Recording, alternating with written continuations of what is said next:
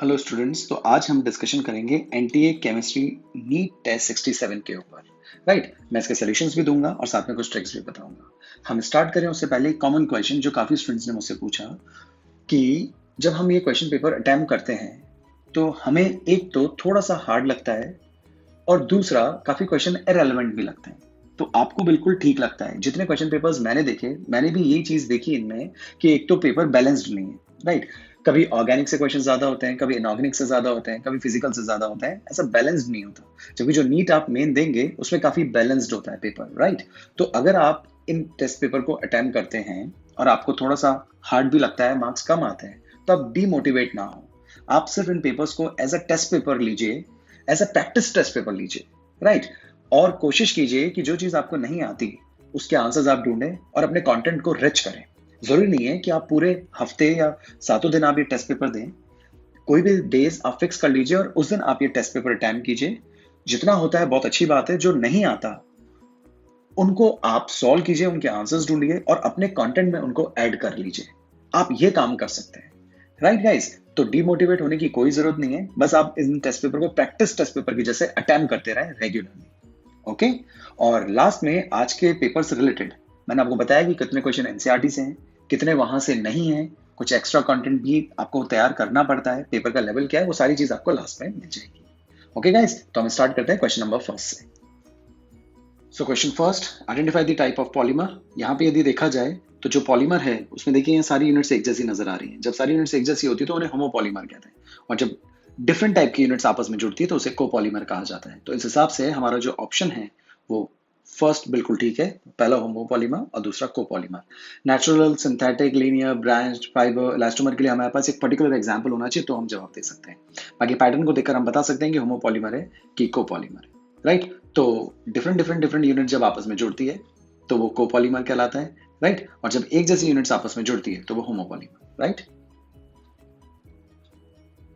Second, देखिए number of sigma bonds और pi bonds हमें बताने हैं।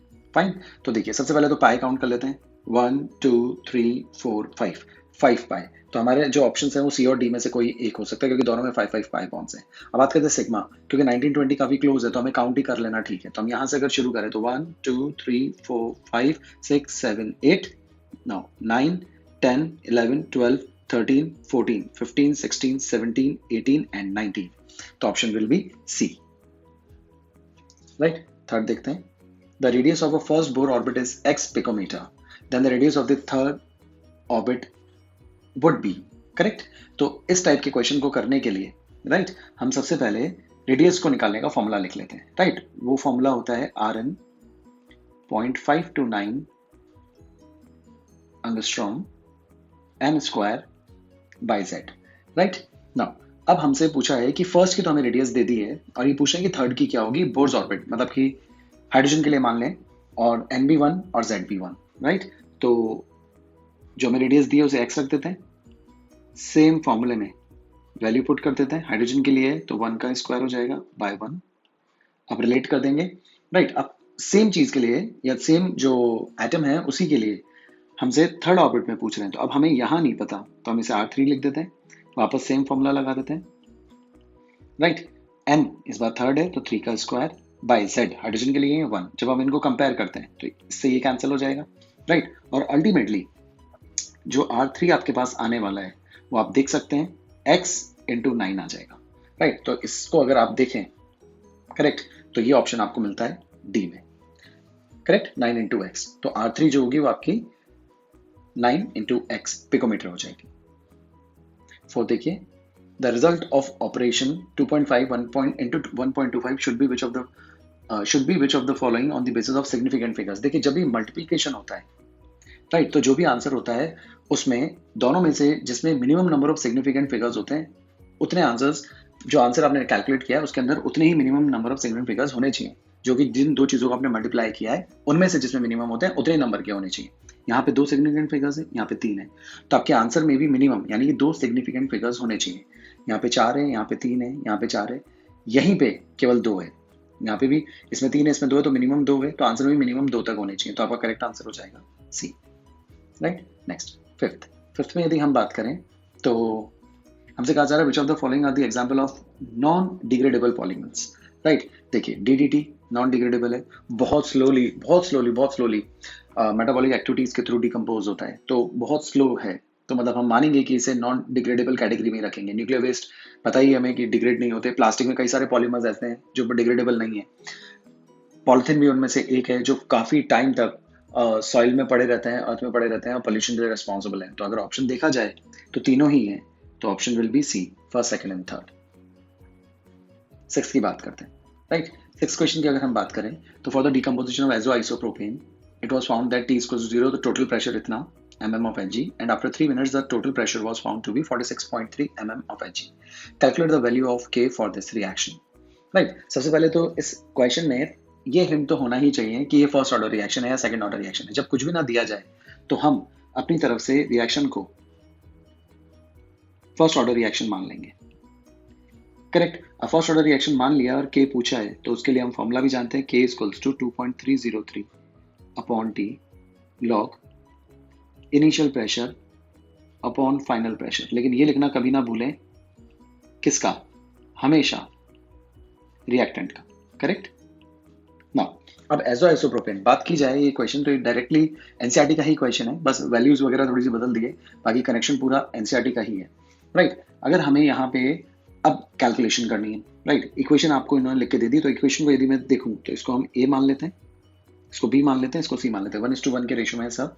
तो A is converting into B and C, right. अब T is equals to 0 पे प्रेशर कितना बताया जा रहा है?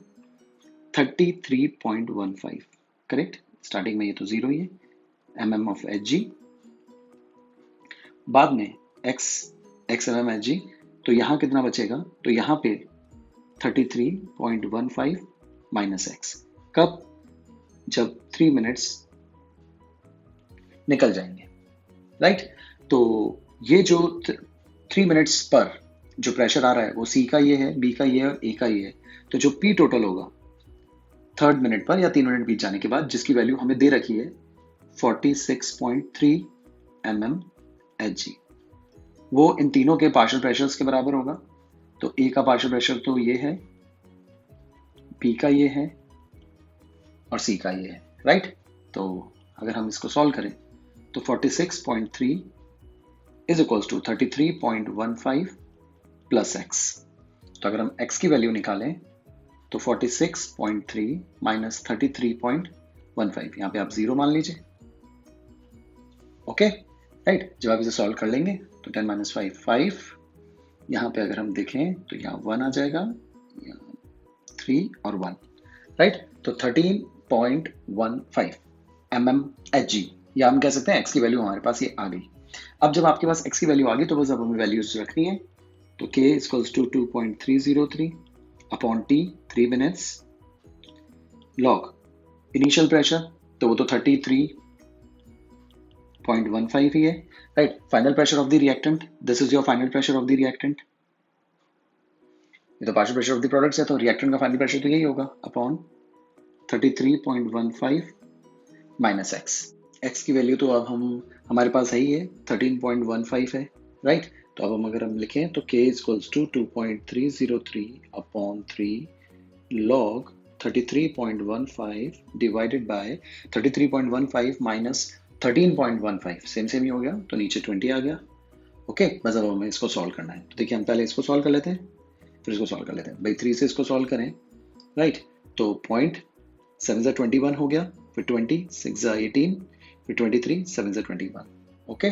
नाउ लॉग, इसको मैं 3.315 लिख सकता हूँ अपॉन 2, 0 कैंसिल कर दिया, 0 हटा दिया, राइट। अब 2 से भी अगर मैं इसको डिवाइड कर दूं तो 1.657, करेक्ट। तो 1.657, अब लॉग 1.657, देखिए तो ये तो हो गया 0.76 को मैं राउंड ऑफ कर दूं तो 0.77 इनटू अब 1.6। देखिए हमें ये तो पता ही है कि जो लॉग 0 की वैल्यू होती है, सॉरी लॉग 1 की जो वैल्यू होती है, राइट, वो 0, एंड लॉग 2 की जो वैल्यू होती है वो 0.3010।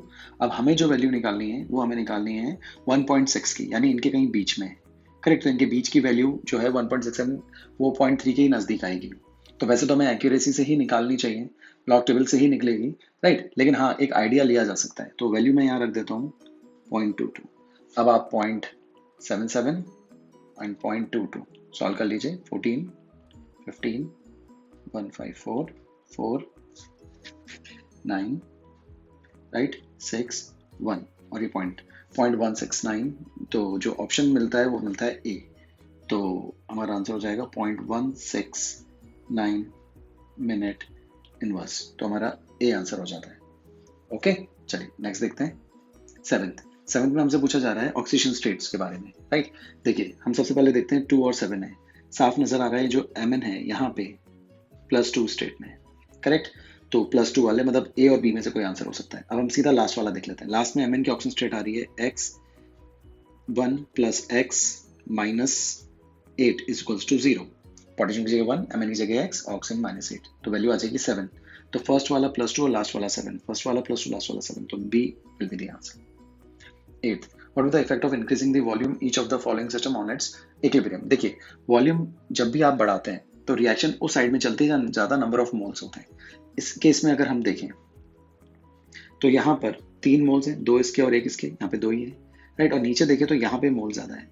तो जब आप वॉल्यूम बढ़ाएंगे तो ऊपर वाली रिएक्शन ज़्यादा नंबर ऑफ मोल्स मतलब पीछे की तरफ चलेगी और नीचे वाली जो रिएक्शन है वो आगे की तरफ चलेगी। तो हम इसका जवाब दे सकते हैं D. First is backward and second is forward direction. Okay, 9th reaction लिखी हुई है। ओके, हमसे कहा जा रहा है कि कंसनट्रेटेड H2SO4 डालना है। जब कंसनट्रेटेड H2SO4 हम डालते हैं तो जो H2SO4 होता है that act as a dehydrating agent. और जब ये डिहाइड्रेटिंग एजेंट की जैसे काम करता है तो सामने एक तरफ से OH और बीटा पोजीशन से H हटा देता है। तो इसका जो रिजल्ट होता है वो alkene CH3CH double bond CH2, correct. तो जो हमारा X हुआ वो तो एक एल्कीन हो गया और उसके ऊपर अब क्लोरीन का अटैक है, Cl2 का अटैक है सनलाइट की प्रेजेंस में। सनलाइट की प्रेजेंस में जब भी अटैक होता है हैलोजन का, राइट, तो जो सबसे ज्यादा स्टेबल फ्री रेडिकल होता है वहां पे अटैक होता है। तो सबसे ज्यादा जो इसका स्टेबल फ्री रेडिकल है वो अलाइलिक फ्री रेडिकल है इस पोजीशन पे। तो अटैक इस पोजीशन पे होगा Cl का। तो प्रोडक्ट बनेगा Cl CH2 CH double bond CH2। तो ये आपका हो गया Y। तब आप ऑप्शन देख लीजिए कौन सा मैच होता है। पहला नहीं, X CH3, ये बी ऑप्शन। क्योंकि मुझे नहीं लगता कि और कहीं कुछ चीज आने वाली है, क्योंकि दूसरे केस में यहाँ देख रहे हैं तो ये तो इथीन बना दिया, वो हो नहीं सकता। यहाँ इथेन बना दिया, ये भी नहीं हो सकता। तो बी ही ऑप्शन सही आ रहा है। और साथ में देखा जाए वाई तो ये अलाइल पे भी सब्स्टिट्यूशन है। तो B will be the option. 10th, the correct structure of triphenyl bromomethane. Triphenyl 3 methyl bromo और 1 मीथेन। तो फर्स्ट ही बिल्कुल सही है। ट्राइफिनाइल यहाँ तो 3 फिनाइल ही नजर नहीं आ रहे, यहाँ पे 3 फिनाइल नजर तो आ रहे हैं। ब्रोमो और मीथेन। अब ये मीथेन कैसे जस्टिफाइड है? ट्राई ब्रोमो मीथेन नो, और यहाँ पे भी एक तरह से जुड़ रहे हैं। और try phenyl bromo methane, triphenyl नहीं। आईयूपीएसी की बात की जाए तो ट्राइफिनाइल ब्रोमो मीथेन सबसे पहले जो लास्ट में लिखा जाता है मीथेन, राइट ना। सबसे पहले मीथेन की स्ट्रक्चर बना लीजिए इस तरीके से। अब उससे पहले चलिए तो ब्रोमो, तो एक तरफ तो बी आर आएगा और ये कह रहे ट्राइफिनाइल, तो इसी से 3 फिनाइल जुड़ेंगे। यही एक तरीका होता है, राइट, स्ट्रक्चर बनाने का। अगर आईयूपीएसी नेम दिया जाए, कोई भी नाम दिया जाए, तो फर्स्ट ऑप्शन ही जस्टिफाइड है। 11th, the pKb for the fluoride ion, right, is this, and the ionization constant of hydrofluoric acid in water at this temperature. देखिए हाइड्रोफ्लोरिक एसिड इज HF और जो फ्लोराइड आयन है वो इसका conjugate base हो गया, correct. तो जब एसिड दिया हो और उसके कॉन्जुगेट बेस के ऊपर क्वेश्चन हो तो जो फॉर्मूला काम में आता है वो आता है KW = KA × KB, राइट। और हमसे पूछा क्या है? Energy constant. हाँ, मतलब हमसे KA पूछा है तो हम KA निकाल सकते हैं KW/KB को सॉल्व करके, राइट। KW हमें पता ही होता है 10⁻⁻14। अब आपको KB लाना है, लेकिन हमें PKB दिया हुआ है और PKB की वैल्यू हमें दी हुई है 10.83। तो KB की वैल्यू हो जाएगी 10⁻⁻10.83, राइट। अब इसको सॉल्व करना हो तो आप सीधा यहाँ पे अगर आप लॉग ले लें, मान लीजिए, तो लॉग KB, तो पावर जो है वो आगे आ जाएगी -10.83 log 10 की वैल्यू तो 1 हो जाती है, और यहाँ से अगर मैं log हटाऊं तो KB will be anti log of, log 10 की वैल्यू तो 1 हो गई, एंटी लॉग ऑफ -10.83। इसको हम +11 और -11 लिख सकते हैं, करेक्ट। तो जो चीज़ माइनस में होती है वो तो सीधी 10 की पावर में आ जाती है, -11। और अगर आप इसको सॉल्व कर लें, करेक्ट, तो यहाँ आ जाता है 0.17, और इसका आपको क्या देखना रहेगा, एंटी लॉग, करेक्ट। तो यही तरीका है, right.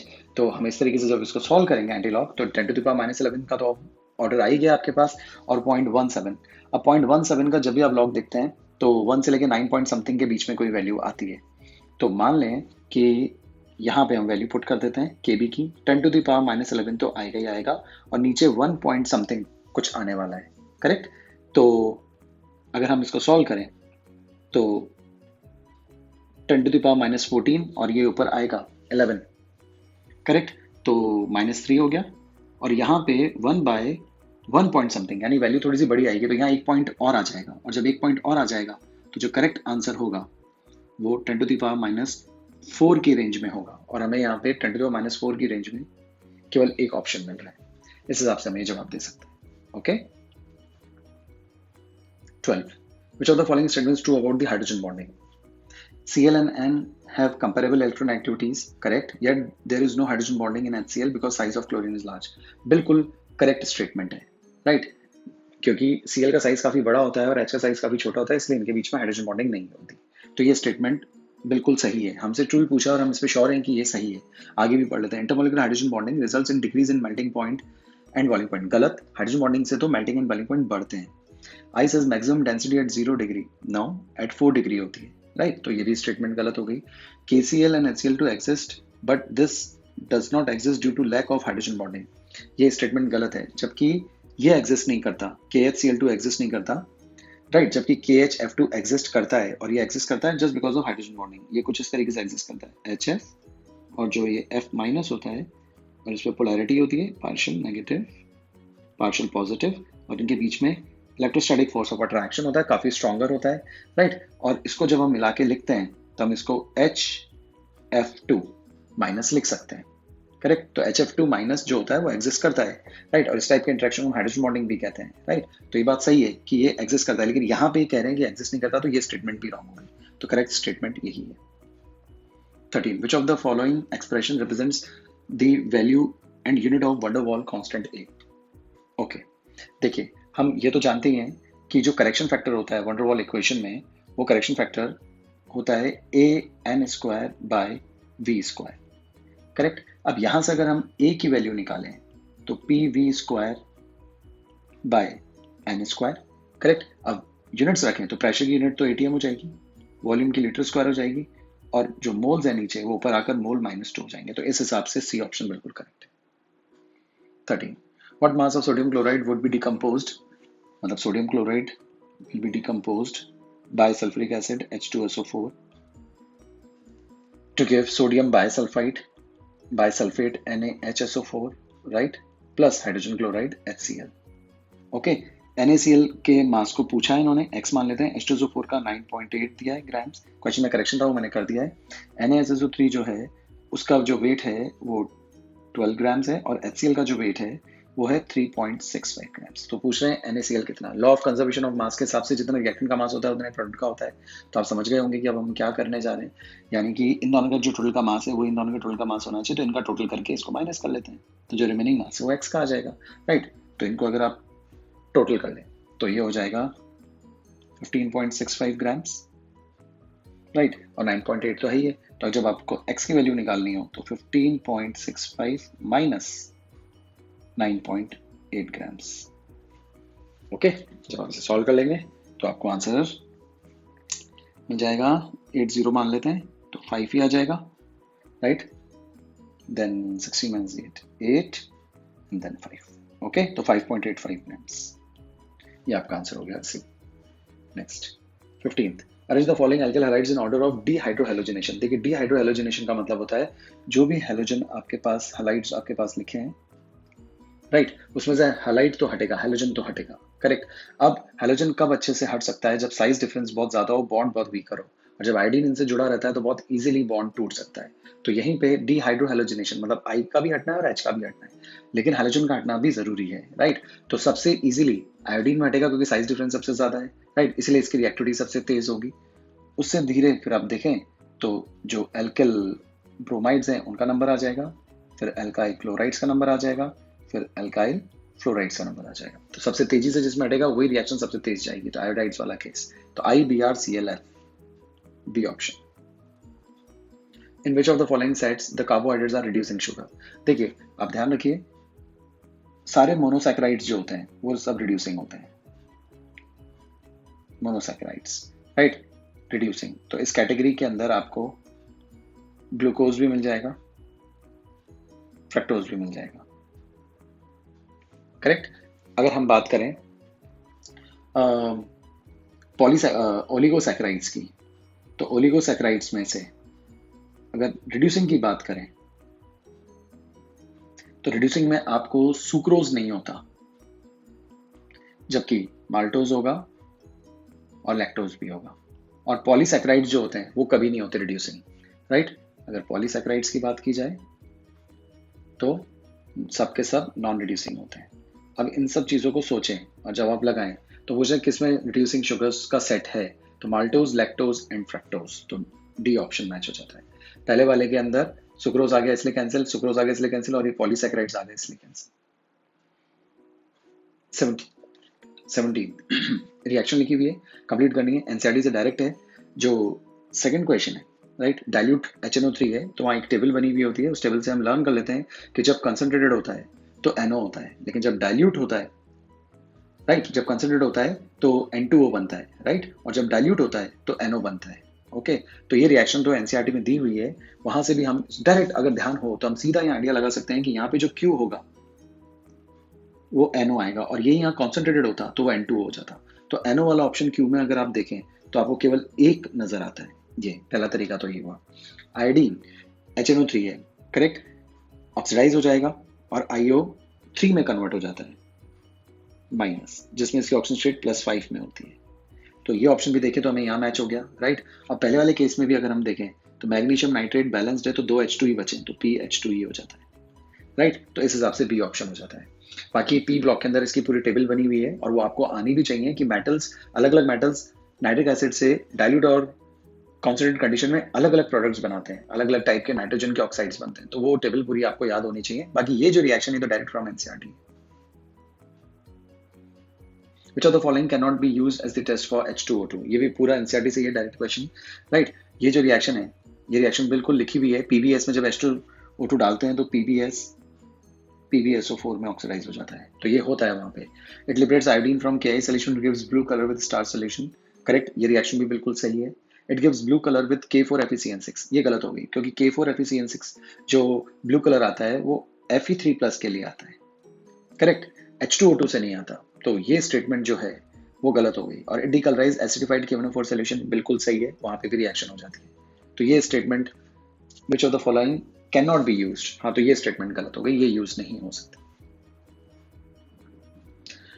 Which of the following statement is an correct in octahedral complexes में आप हमेशा ध्यान रखिए EG ऊपर होता है और T2G नीचे होता है, ये हमेशा ध्यान रखें, राइट। आप कह रहे हैं octahedral complex T2G orbitals possesses low energy, energy यहाँ होता है, तो बिल्कुल सही है एज कम्पेयर टू EG, तो पहला सही है। हमें ढूंढना क्या है, करेक्ट ढूंढना है, ठीक है, तो पहला करेक्ट है, राइट। अब आगे चलते हैं। In tetrahedral complexes T2G orbital possesses high energy as compare to the EG orbitals. Tetrahedral में ये कह रहे हैं उल्टा हो जाता है, और बात बिल्कुल सही है, तो उल्टा हो जाता है, तो सेकंड भी सही है। अगला लास्ट कह रहे हैं in octahedral complexes EG orbital possesses lower energy, तो जो थर्ड है वो तो गलत हो जाता है। तो करेक्ट हमसे पूछा है तो first and second, C option. Acetic acid can be halogenated in the presence of phosphorus and chlorine. Formic acid cannot be halogenated in the same way because, देखिए ये Helmholtz-Zelenskay रिएक्शन है, राइट। अब जब Helmholtz-Zelenskay reaction होती है तो इसकी एक एसेंशियल कंडीशन होती है alpha hydrogen containing carboxylic acid जो होते हैं वही ये रिएक्शन शो कर सकते हैं। पहचान होती है फॉस्फोरस और हैलोजन, क्लोरीन हो सकता है, Cl2 हो सकता है, Br2 हो सकता है, राइट। तो ये कह रहे हैं formic acid can not be halogenated, बिल्कुल सही है, फॉर्मिक एसिड ये होता है। और इस ग्रुप से कोई भी कार्बन अटैच नहीं है, तो इसमें 0 अल्फा हाइड्रोजन हो गए, राइट। जबकि एसिटिक एसिड की बात की जाए तो इस ग्रुप से पहला कार्बन ही अटैच्ड है, तो यहाँ पे 3 अल्फा हाइड्रोजन है, ये रिएक्शन दे देगा, राइट। जबकि फॉर्मिक एसिड जो है वो रिएक्शन नहीं देगा। तो क्वेश्चन पूछा जा रहा है formic acid can not be halogenated, क्यों? Presence of alpha atom in formic acid गलत, absence of alpha hydrogen atom in formic acid, B option बिल्कुल सही है, ये सी ऑप्शन गलती है, हायर एसिडिक स्ट्रेंथ इससे कोई लेना देना नहीं। Okay, 21st in two separate experiments equal quantities of an alkyl halides, कोई एल्काइल हैलाइड है C4H9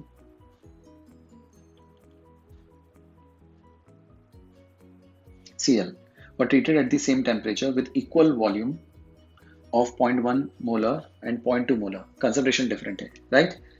Solutions of NaOH respectively. In the two experiment, T half of the two reactions were the same. T half same है दोनों reaction में, मतलब concentration पर depend नहीं कर रहा, तो मतलब रिएक्शन हो गई फर्स्ट ऑर्डर। और जब फर्स्ट ऑर्डर रिएक्शन होती है, राइट, तो जो रेट होती है वो K और किसी एक की कंसंट्रेशन पर डिपेंड करती है, और जब किसी एक की कंसंट्रेशन पर डिपेंड करना हो तो वो रिएक्शन का टाइप होता है SN1 यूनिमॉलिक्यूलर, करेक्ट। और यूनिमॉलिक्यूलर रिएक्शन जो होती है वो टर्शरी सबसे तेजी से शो करते हैं, उससे कम फास्टेस्ट रेट उनमें होती है, उससे कम सेकेंडरी और सबसे कम प्राइमरी। तो ऑप्शन मिलता है टर्शरी वाला सबसे तेज जाएगा, तो इन चारों में से अगर हम देखें तो टर्शरी केस हमें यहाँ मिलता है, तो D will be the answer. The ionisation enthalpy of lithium and sodium are this and this. The energy required to convert all the atoms present in 7 milligrams of lithium vapors and 23 milligrams of sodium vapors.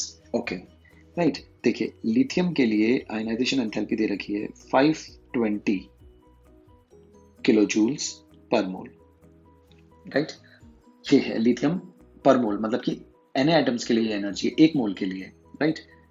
हमसे कहा जा रहा है 7 milligram of lithium, पहले हम एक का कर लेते हैं, 7 मिलीग्राम लिथियम, तो 7 into 10 to the power minus 3 gram lithium is equals to 7 into 10 to the power minus 3 gram, और मोलर मास होता है 7 ग्राम पर मोल। तो इसको जब हम सॉल्व करें तो 10 to the power minus 3 mole lithium आ गया, राइट। अब आपको अच्छे से पता है कि 1 मोल लिथियम के लिए 520 into 10 to the power 3 kilo हटा दिया तो जूल्स, एक मोल के लिए।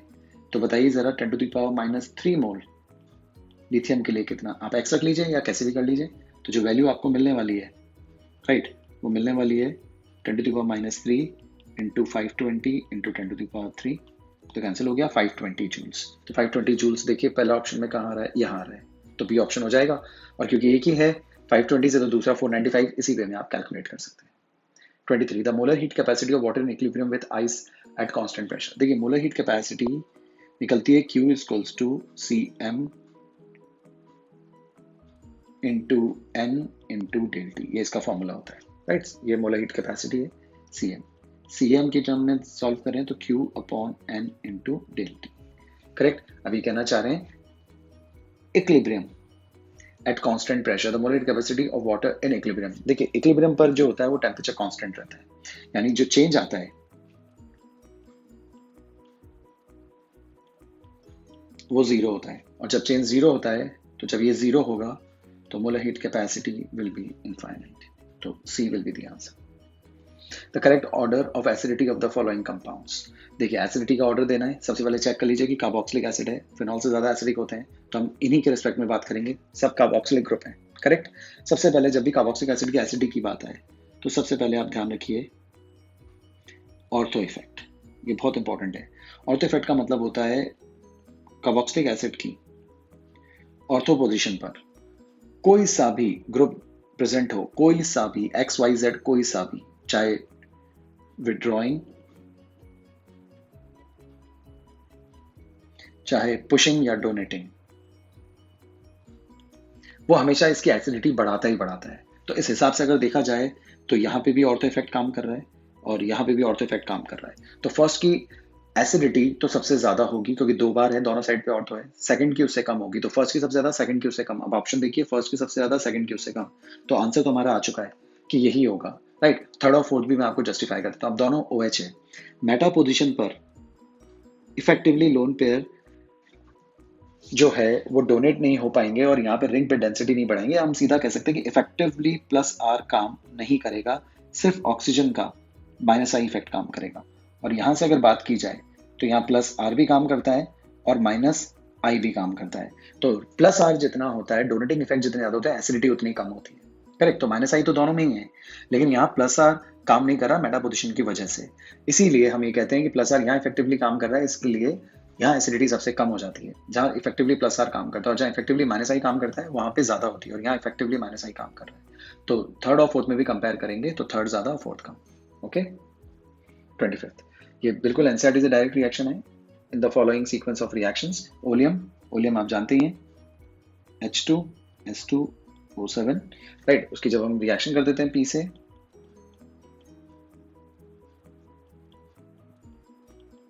तो ऊपर SO3H आ जाता है। और जब इसकी आप NaOH से रिएक्शन कर देते हैं, एनसीईआरटी से डायरेक्ट रिएक्शन है, ओके। तो जैसे अभी रिएक्शन करेंगे तो इसका जो प्रोडक्ट होता है वो फिनॉल होता है। Okay, I think डाउस process is this, right. तो ध्यान रखें, SO3H NaOH के साथ रिएक्शन हो रही है, H प्लस भी है, और इसके साथ जब रिएक्शन होगी तो SO3Na बन जाता है, फिर हीट करते हैं तो OH आ जाता है लास्ट में एसिडिफिकेशन से। तो पहले तो ONA आता है, राइट। हम चाहें तो ऐसे भी बता सकते हैं, केवल अगर NaOH से रिएक्शन हो रही है, राइट, तो ऊपर आ जाएगा O माइनस और Na प्लस। अब फॉलोड बाय एसिडिफिकेशन हो तो अब ऊपर फिनॉल ग्रुप डेवलप हो जाता है, डायरेक्ट रिएक्शन है। तो ऑप्शन इसका रहेगा B. Total volume of atoms present in FCC unit cell of a metal with radius r। देखिए, जब भी FCC कहा जाता है तो Z की वैल्यू हो जाती है 4, करेक्ट। और टोटल वॉल्यूम पूछा है, एक जो एटम होता है उसका वॉल्यूम होता है 4/3 पाई r क्यूब, हमें r रेडियस भी बोला गया है। तो FCC के अंदर टोटल वॉल्यूम कितना हो जाएगा एक यूनिट सेल के अंदर, राइट। जो टोटल आइटम्स हैं, एक आइटम का 4 है और एक यूनिट सेल में 4 होते हैं, और एक आइटम का वॉल्यूम 4/3 पाई r क्यूब है। तो सॉल्व कर लीजिए, तो 16/3 पाई r क्यूब, तो answer will be 16B। 27th, which of the following statement about zeolite is not correct? देखिए, जियोलाइट जो होते हैं वो शेप सिलेक्टिव कैटालिसिस होते हैं, सरफेस केमिस्ट्री में पढ़ा हुआ है, एनसीईआरटी से है, डायरेक्ट है, राइट। जियोलाइट्स नेचुरल कंपाउंड्स भी हैं, सिंथेटिक भी है। नेचुरली जब वॉल्केनिक एरप्शंस होते हैं तो वहाँ पे ये बनते हैं, निकलते हैं, राइट। तो हम जियोलाइट्स को नेचुरल भी बोल सकते हैं। ये एल्यूमिनियम सिलिकेट्स का फ्रेमवर्क है, राइट। सिलिकेट्स है, उसमें कुछ एल्यूमिनियम भी मिक्स कर दिया जाता है, राइट, एल्यूमिनियम एटम्स। तो हम एक बार पढ़ते हैं, फिर देखते हैं आइडिया क्या है। Zeolites are open structures of silica in which trivalent aluminum is substituted by a fraction of silicon atoms. बात सही है, तो हमें ढूंढना है नॉट करेक्ट, ठीक है। Shape selectivity of zeolites depend upon the porous structures of the catalyst, बिल्कुल सही है। इसके ऊपर जो पोर्स का साइज होता है उसी के हिसाब से ये पर्टिकुलर रिएक्शंस को कैटलाइज करते हैं। Zeolites are synthetic microporous aluminium silicates which do not exist naturally, ये बिल्कुल गलत हो गया, ये नेचुरली एग्जिस्ट करते हैं। And zeolites are aluminium silicates having 3-dimensional network, ये बिल्कुल सही, okay. 28. A compound X with molecular formula C3H9N reacts with C6H5SOCl2 to give a white solid which is insoluble in alkali. देखिए, सबसे पहले तो ये हिंसबर्ग रिएजेंट है,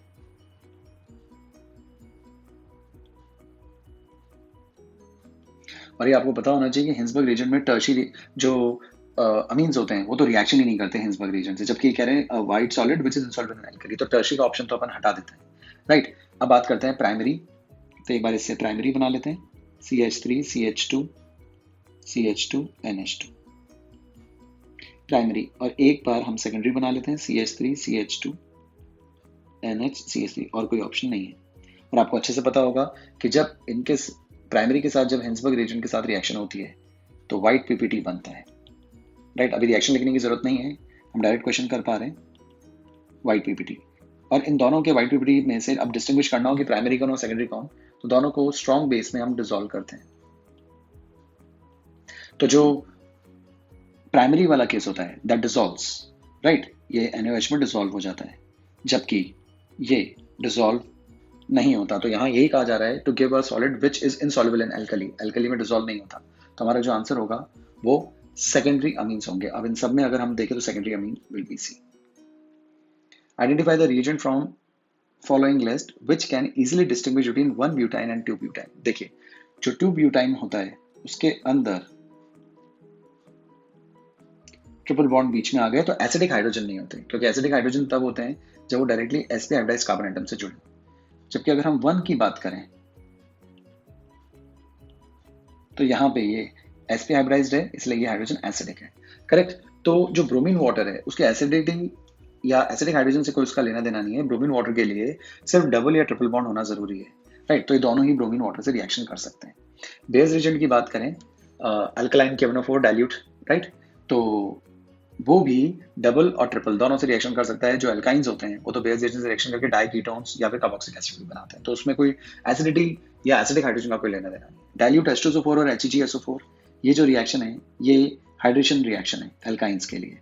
और अल्काइंस का हाइड्रेशन के लिए कोई ऐसा जरूरी नहीं है कि एसिडिक हाइड्रोजन होना चाहिए, बस ट्रिपल बॉन्ड पे एडिशन शुरू हो जाता है। राइट। तो अब अमोनिकल CuCl2 ही लास्ट ऑप्शन है और ये बिल्कुल सही भी है, क्योंकि जब हम Cu2Cl2 मिलाते हैं, राइट, तो ये इसके साथ रिएक्शन कर कर एसिडिक हाइड्रोजन जो होता है वो हट जाता है और यहाँ पे माइनस और Cu प्लस आके जुड़ जाता है और शायद रेड पीपीटी, हाँ रेड पीपीटी यहाँ पे डेवलप होता है। ये जो रिएक्शन हुई है ये एसिडिक हाइड्रोजन की वजह से ही होती है, तो ये रिएक्शन इसमें नहीं होगी। तो आप डिस्टिंग्विश अगर इन दोनों को करना चाहें तो इन दोनों को डिस्टिंग्विश आप अमोनिकल Cu2Cl2 से ही कर सकते हैं। राइट। ऐसे कई सारे टेस्ट और भी पॉसिबल हैं, टॉलरेंस रीजन के साथ भी ये टेस्ट होता है और ऐसे और भी कई सारे रीजन है जिससे आप इन दोनों को डिस्टिंग्विश कर सकते हैं। यहाँ पे ammoniacal Cu2Cl2। 30. The process of separation of an organic compound from its aqueous solution by shaking with suitable solvent is termed solvent extraction or differential extraction. Right? तो ये कहना चाह रहे हैं, देखिए ये पर्टिकुलर एक ऑर्गेनिक कंपाउंड है, वो पर्टिकुलर एक सॉल्वेंट में डिसॉल्व हो रखा है। राइट। हमने उसके अंदर कोई एक पर्टिकुलर और ऑर्गेनिक कंपाउंड डाला और उसको शेक किया, तो पहले वाला जो ऑर्गेनिक कंपाउंड किसी पर्टिकुलर सॉल्वेंट डिसॉल्व था, वो ऑर्गेनिक कंपाउंड उस सॉल्वेंट को छोड़कर इस नए ऑर्गेनिक कंपाउंड में आकर डिसॉल्व हो गया और इस तरीके से इसने उसको छोड़ दिया। तो क्वेश्चन इज ऐसा क्यों हुआ? तो ऑप्शंस देखते हैं। The organic substance is more soluble in the organic solvent, मेरे हिसाब से तो यही आंसर हो गया। Organic compound being lighter moves upper layer, no, इसका कोई लेना देना नहीं है। Organic solvent is insoluble in water, hence organic compound moves up, no. Form the super saturated, no. तो फर्स्ट ऑप्शन बिल्कुल सही है। जो ऑर्गेनिक कंपाउंड था वो जिस भी पर्टिकुलर सॉल्वेंट में डिसॉल्व था, आपने बाद में जब कोई और ऑर्गेनिक कंपाउंड डाला तो लाइक डिसॉल्व्स लाइक के हिसाब से ये organic substance is more soluble in organic solvent, तो ये उसमें डिसॉल्व हो गया और पहले वाले सॉल्वेंट को छोड़ दिया। तो A option will be the correct option. Right. और ये भी एनसीईआरटी से डायरेक्ट क्वेश्चन है। phosphorus acid on heating gives the following product. Correct. The above reaction is an example of, देखिए यहाँ पे phosphorus की अगर आप ऑप्शन स्ट्रेट निकालें तो 3 plus x minus 8 is equals to 0 plus 5. यहाँ पे अगर आप निकालें तो 3 plus x ना 6 है, सॉरी यहाँ पे PO3 सॉरी 3 था तो यहाँ पे 6। करेक्ट। तो यहाँ पे अगर हम 6 रखें तो यहाँ प्लस 3 आ रही है, यहाँ पे रखें x minus 8 is equals to 0, तो यहाँ x की वैल्यू प्लस 5 आ रही है। सही है, क्योंकि यहाँ पे 4 है ना और यहाँ पे 3। राइट। और pH3 में अगर हम फास्फोरस की निकालें तो P और H की वैसे तो कंपेरेबल ही होती है, इलेक्ट्रोनेगेटिविटी आप स्केल पे जाके देखिएगा। राइट। लेकिन फिर भी जब दोनों की बात हो तो हम फास्फोरस को ज्यादा इलेक्ट्रोनेगेटिव मानते हैं। मैं फिर कह रहा हूँ पॉलिंग स्केल पे आप जब जाके देखेंगे एग्जैक्ट वैल्यूज भी अगर आप देखेंगे तो हाइड्रोजन थोड़ा सा ज्यादा इलेक्ट्रोनेगेटिव देखने को मिलेगा, थोड़ा सा फ्रैक्शंस में, लेकिन फिर भी हम दोनों को कंपेरेबल मानते हुए फास्फोरस को ज्यादा इलेक्ट्रोनेगेटिव मानते हैं, being a non metal. Right. तो फास्फोरस हो गया -3। अब आप देखिए फास्फोरस +3 से +5 ऑक्सीडेशन भी हुआ है और +3 से -3 रिडक्शन भी हुआ है। That's why the reaction is an example of disproportionation. Benzenediazonium chloride can not be stored and is used immediately after its preparation. देखिए हमने लास्ट जो टेस्ट पेपर डिस्कस किया था उसमें भी ये बात हुई थी। Benzene diazonium, this is benzene diazonium, right ना। ये रेजोनेंस की वजह से स्टेबल तो है, लेकिन 0 to 5 डिग्री सेल्सियस पर, उससे ऊपर का टेम्परेचर जब जाएगा तो बहुत इजीली यहाँ से ये बॉन्ड टूट जाता है। करेक्ट। और नाइट्रोजन गैस बाहर निकल जाती है और दूसरे प्रोडक्ट्स हमको मिल जाते हैं और ये सब्सटेंस टूट जाता है। तो हम ये कह सकते हैं slowly evaporates, no, it is very unstable and dissociate to give nitrogen। बिल्कुल सही है। इसमें नाइट्रोजन गैस स्टेबल गैस बाहर निकल जाती है और ये टूटकर दूसरे प्रोडक्ट में कन्वर्ट हो जाता है। ओके।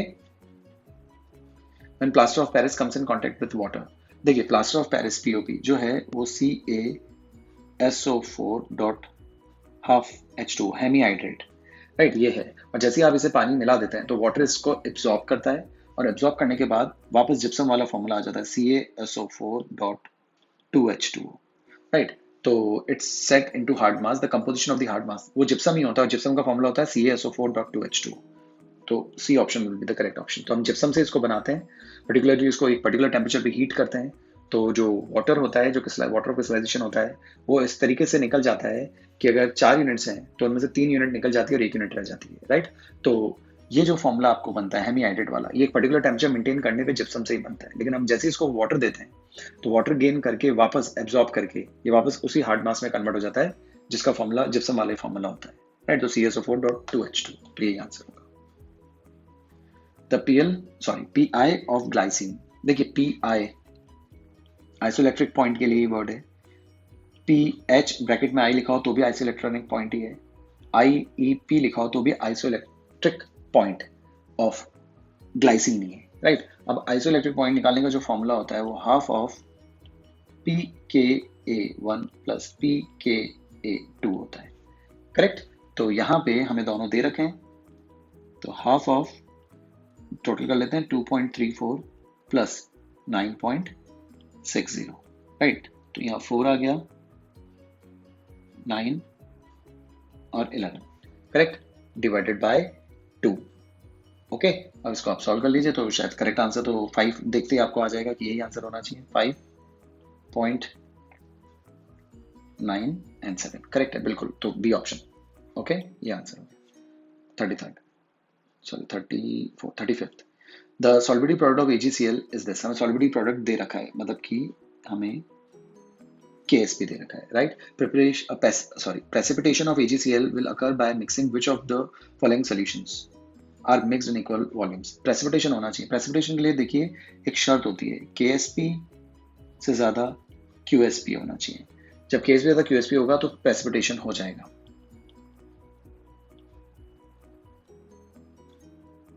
प्रेसिपिटेट बनेगा, राइट। अब ये वैल्यू तो दे रखी है ये, तो अब जिसकी भी वैल्यू इन दोनों, अब जो आयंस आपको दे रखे हैं, क्योंकि आप जो AgCl है उसके लिए आप जो इक्वेशन बनाते हैं वो आप ऐसे लिख सकते हैं इसको, Ag प्लस और Cl माइनस, राइट। तो ये KSP के लिए है और ये ही आप QSP के लिए ले सकते हैं। बस अंतर ये होता है कि पहला वाला सैचुरेटेड कंडीशन में बनता है और ये अदर देन सैचुरेशन कंडीशन होता है, करेक्ट, सैचुरेशन कंडीशन। अब अपन देख लेते हैं -8 और -8, तो -16 छोटी वैल्यू आ रही है QSP की। अभी हम इन्हें QSP मानेंगे, हमें नहीं पता है ना कि सैचुरेटेड कंडीशन बनेगी नहीं बनेगी, तो -8 × 8 -16 हो गया, -16 -10 से छोटा है, तो यहाँ पे तो सैचुरेटेड सोल्यूशन ही है। -3 और -6, -3 एंड -3, -6 -10 से बड़ा है, तो यहाँ पे PPT आ सकता है। -6 एंड -6 -12 वापस -10 से छोटा हो गया, तो ये सैचुरेटेड सोल्यूशन ही है। -10, ओ ये तो बिल्कुल ही नहीं है, तो B option will be the correct option, क्योंकि इनका मल्टीपल जो है वो -6 आ रहा है और -6 -10 से छोटा है, तो QSP जो आ रहा है -6 जो है -10 से बड़ा है, सॉरी, राइट। तो अगर हम देखें तो -8 और -16, तो -16 छोटा हो गया ना -10 से। हम चाहते हैं कि प्रेसिपिटेशन जब होगा जब मल्टीपल बड़ा है, तो -3 -6 -3 एंड -3, तो -6 बन जाएगा, तो -6 -10 से बड़ा हो गया और इस केस में PPT डेवलप हो जाएगा, okay. Next, SbF5 with XeF4, देखिए ये भी एनसीईआरटी से डायरेक्ट हो गया है, राइट। SbF5 और XeF4 ट्रिक सिर्फ इतनी सी होती है कि सामने वाले को देखिए मेटल है कि नॉन मेटल है, इसमें नॉन मेटेलिक कैरेक्टर है, तो ये एक फ्लोरीन सामने वाले से एक्सेप्ट कर लेगा, तो SbF6 माइनस बोल दो और जो बचेगा वो XeF3 प्लस, वहां से एक F माइनस निकल गया, तो ये अब 6 है, 6 से जो ज्योमेट्री होती है वो ऑक्टाहेड्रल, करेक्ट। अब जेनॉन की अगर हम बात करें तो जेनॉन की जो वैलेंस शेल होती है उसमें 8 होते हैं, 8 में से 3 तो काम में आ गए, ओके। अब अगर हम बात करें प्लस भी है तो एक कम कर देते हैं जेनॉन, तो जेनॉन के पास 8 होते हैं, तो 1 2 3 4 5 6 7 और एक प्लस है तो एक कम कर दो, तो 3 एंड 2 5 से जो हाइब्रिडाइजेशन होती है वो होती है sp3d, और sp3d में जब 2 लोन पेयर होते हैं, राइट, तो दोनों लोन पेयर इक्विटोरियल बॉन्ड्स पे रहते हैं, राइट। तो यहाँ पे आपको F मिल जाएगा, यहाँ पे आपको F मिल जाएगा, यहाँ पे आपको F मिल जाएगा, राइट। तो जो शेप मिलेगा वो मिलेगा आपको टी शेप, करेक्ट। तो आंसर होना चाहिए कैटायन, पहले बोला है तो टी शेप, और उसके बाद ये बोला है तो octahedral, B option. The pair of ions having same electronic configuration, जिनका इलेक्ट्रॉनिक कॉन्फ़िगरेशन बिल्कुल सेम होगा, तो 2+ और 3+ है तो एटॉमिक नंबर में आगे पीछे ही होना चाहिए। तो ये 24 है और ये 26 है, तो ये तो हो ही नहीं सकता। ये 26 है और ये 25 है, तो 26 में से 3 निकाल दिए और 25 में से 2 निकाल दिए, बात सेम हो गई, तो बी ऑप्शन। PHCONH2 POCl3A, देखिए POCl3 जो है वो एक अच्छा डिहाइड्रेटिंग एजेंट है।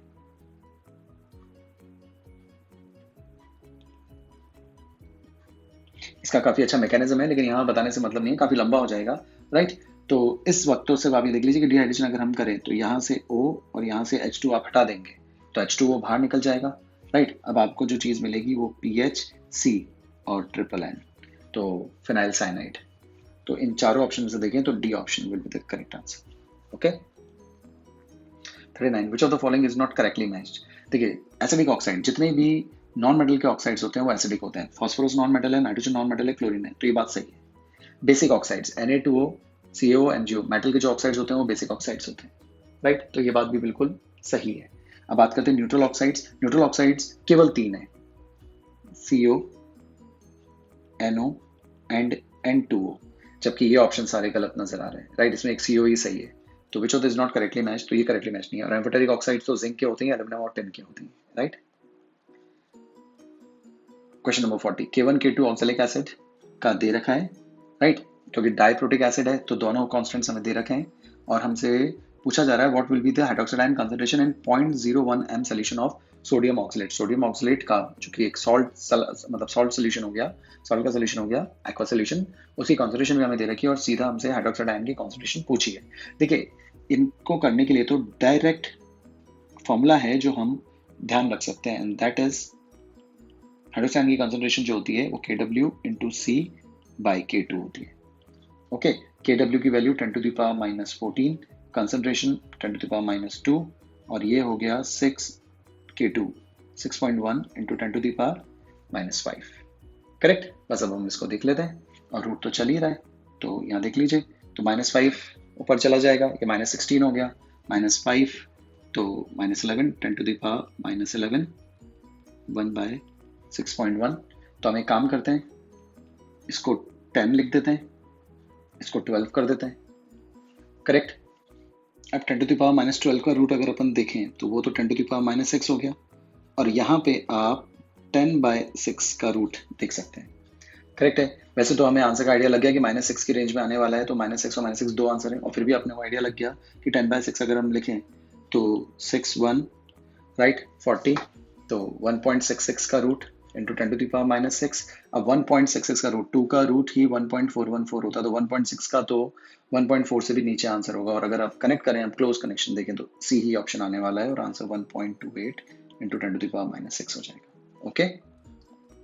41, the number of unpaired electrons in NiCO4। देखिए NiCO4 में निकल की जो ऑक्सीजन स्टेट है वो है 0, करेक्ट। अब 0 है तो इसका होता है 3D8 4s2, लेकिन आपको ये नहीं भूलना कि ये स्ट्रॉन्ग फील्ड लिगेंड है CO, और ये पेयर अप कर देता है सभी इलेक्ट्रॉन्स को, तो 1 2 3 4 5 6 7 8, राइट। और S में 2 थे, लेकिन CO की प्रेजेंस में ये जो S के 2 हैं ये यहाँ से हट के यहाँ आ जाएंगे, और एक भी अनपेड इलेक्ट्रॉन नहीं मिलेगा, तो 0 unpaired electron, option D. 42, among the following which is the strongest Lewis acid। देखिए स्ट्रॉन्गेस्ट लुईस एसिड के लिए जो सेंट्रल आइटम है उसके पास इलेक्ट्रॉन गेन करने की जो प्रॉपर्टी है वो बनी रहनी चाहिए, राइट। फ्लोरीन का साइज काफी छोटा है, सेकंड शेल को बिलोंग करता है, बोरॉन भी सेकंड शेल को बिलोंग करता है, तो बैक बॉन्डिंग के थ्रू फ्लोरीन अपने लोन पेयर बोरॉन को ट्रांसफर करके बोरॉन की जो डेफिशिएंसी है वो पूरी कर देता है, सेम साइज होने की वजह से। तो ये फिनोमेना सबसे पुअर आयोडीन के केस में रहने वाला है, क्योंकि आयोडीन और बोरॉन के बीच में साइज डिफरेंस बहुत ज्यादा है, तो ये अपने लोन पेयर की बैक बॉन्डिंग के थ्रू शेयरिंग बोरॉन के एमटीपी ऑर्बिटल के साथ नहीं कर सकता इफेक्टिवली, तो बोरॉन में कमी बनी रहती है, और ये बाहर से बहुत अच्छे से पेयर ऑफ इलेक्ट्रॉन्स एक्सेप्ट कर सकता है। तो मेरे हिसाब से among the following which is the strongest lowest acid, वो जो बाहर से अच्छे से लोन पेयर गेन कर सके, और वही गेन कर सकता है जिसपे डेफिशिएंसी बनी हो रहे, और आयोडीन के केस में डेफिशिएंसी बनी रहेगी, तो answer will be Bi3। Why is the partial roasting of sulfide ore is done in metallurgy of copper? देखिए partial roasting of sulphide ore इसलिए की जाती है, रोस्टिंग का मतलब होता है ऑक्सीजन की प्रेजेंस में हीट करना, राइट। तो हम पार्शियल इसलिए करते हैं क्योंकि जब हम ऑक्सीजन की प्रेजेंस में हीट करते हैं तो Cu2O बनता है, और पार्शियल करते हैं तो जिसकी आप कर रहे हैं वो Cu2S था। तो जब Cu2S को आप रोस्ट करते जाएंगे और कंप्लीट कर देंगे तो Cu2O में कन्वर्ट हो जाएगा। लेकिन हम कह रहे हैं पार्शली, यानी Cu2S को पार्शली करते हैं और पार्शली Cu2S पड़ा रहने देते हैं। तो Cu2S का पार्शियल पार्ट, पार्शियल रोस्टिंग करी तो 50% पार्ट तो Cu2O में हो गया और 50% पार्ट Cu2S ही पड़ा रहा। अब हम जानते हैं कि जो कॉपर होता है, राइट, वो हाइड्रोजन से रिएक्टिविटी सीरीज में नीचे होता है, तो कॉपर का ऑटो रिडक्शन भी हो जाता है। जब ये दोनों चीजें एक दूसरे के कॉन्टैक्ट में आती है तो ये दोनों आपस में रिएक्शन करके 6Cu और SO2 गैस लिबरेट कर देते हैं। और यहाँ जो ये कॉपर बनता है, ये लास्ट हमने टेस्ट में डिस्कस किया था, ये ब्लिस्टर कॉपर होता है, राइट। तो हम ये केस कॉपर में यूज कर सकते हैं। तो auto reduction of copper CuO form is carried out by remaining CuS in the reaction. हाँ, Cu2O और Cu2S या Cu और CuS से भी आप कर सकते हैं, सेम चीज है, राइट। तो यही आंसर बिल्कुल सही हो जाता है। Copper is separated out by partial reduction due to sedimentation, no. Due to difference in gravity, copper, no. D option, complete roasting can not be done in one step in partial roasting, no. तो A option is the correct option, correct. 44. If hydrogen and oxygen are mixed and kept in the same vessel at room temperature, the reaction does not take place to form water. देखिए, दो चीजों को हम मिला रहे हैं और हम जानते हैं कि रिएक्शन होती तो है, लेकिन कह रहे हैं कि नहीं हो रही, राइट, या बहुत स्लो हो रही है, हम ये कह सकते हैं, राइट। तो रिएक्शन ना होने का कारण क्या हो सकता है? Activation energy for the reaction is very high at room temperature, molecules have no proper orientation, the frequency of collision is not highly enough for the reaction to take place, no catalyst is present in the reaction. देखिए, hydrogen oxygen एक दूसरे reaction तो करते हैं लेकिन काफी slowly reaction कर रहे हैं, राइट, रिएक्ट कर रहे हैं। तो इसका मतलब ये है कि वहां पर उनके पास प्रॉपर एक्टिवेशन एनर्जी नहीं है। अगर प्रॉपर एक्टिवेशन एनर्जी हो जाए, राइट, तो ये काम कर लेंगे। अब वो आप कैटलिस्ट डाल देते तो एक्टिवेशन एनर्जी का बैरियर छोटा हो जाता है, तो रफ्तार तेज हो सकती है। आप गर्म कर दें तो एक्टिवेशन एनर्जी, वही एक्टिवेशन एनर्जी अचीव हो जाती है और तो रिएक्शन तेज हो जाती है, राइट। तो मेरे हिसाब से हाइड्रोजन और ऑक्सीजन रूम टेम्परेचर पर इसलिए रिएक्ट नहीं करते क्योंकि उनके पास पर्टिकुलर अमाउंट ऑफ एनर्जी नहीं होती एक्टिवेशन एनर्जी के बैरियर को क्रॉस करने के लिए। तो या तो कैटलिस्ट डाल के बैरियर को छोटा किया जाता है या फिर हीट करके एनर्जी दे दी जाती है जिससे बैरियर को क्रॉस कर पाए। तो एक्टिवेशन एनर्जी का ही काफी इंपॉर्टेंट रोल होता है। And the last, match the following. अच्छा, ठीक है। एलिटेन, आयोडोफॉर्म, प्रोंटोसिल एंड टर्फेंडीन। देखिए, ये भी डायरेक्ट क्वेश्चन है क्लास 12 केमिस्ट्री डेली लाइफ से, राइट। देखिए, एलिटेन जो है ये बहुत फेमस है और ये आर्टिफिशियल स्वीटनर है, तो पी का तो सेकंड हो जाता है। तो पी के सेकंड में अपने पास बी और सी दो ऑप्शन। आयोडोफॉर्म बहुत अच्छा एंटीसेप्टिक हुआ करता था और आज भी है, लेकिन इसकी ऑब्जेक्शनेबल ऑर्डर की वजह से हम इसको अभी यूज नहीं करते। ये बात एनसीईआरटी में लिखी हुई है। तो एंटीसेप्टिक तो ये आज भी है पर ऑर्डर की वजह से यूज नहीं होता। तो क्यू का फोर्थ होना चाहिए। तो क्यू का फोर्थ अगर हम देखें तो ऑप्शन तो हमें मिल चुका है, मैं दो पे श्योर था, तो ये आंसर तो आ चुका है।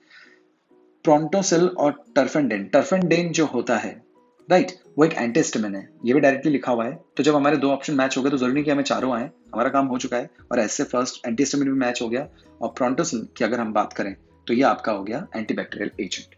तो जरूरी नहीं है कि इस मैट्रिक्स मैच में हमें सारी चीजें आए, अगर दो से भी एंड मिल जाता है तो हम अपना आंसर दे सकते हैं। ओके, सो गाइस, इन 45 क्वेश्चन में से 6 क्वेश्चन ऐसे थे जो कि हम ये कह सकते हैं कि जिसने बहुत डेप्थ में भी एनसीईआरटी पढ़ी हो वो लोग भी इसको नहीं कर पाएंगे, राइट। तो उसके लिए आपको थोड़ा सा एक्स्ट्रा स्टडीज तो आप लोग करते ही हैं, वहां से वो कवर हो सकते हैं। लेकिन रेस्ट 39 जो क्वेश्चंस थे वो बिल्कुल एनसीईआरटी से थे। अगर आप एनसीईआरटी क्लास 11 और क्लास 12 की बहुत डिटेल में पढ़ते हैं, अच्छे से उसकी प्रैक्टिस करते हैं, तो 39 क्वेश्चन आप कर सकते हैं। बस फिर अब आपको थोड़ा सा ऑब्जेक्टिव क्वेश्चंस को अटेम्प्ट करने की प्रैक्टिस आपके पास होनी चाहिए, तो बिल्कुल सही है। नहीं तो बस ये हो सकता है कि आपको टाइम ज्यादा लग सकता है 39 क्वेश्चंस को करने में।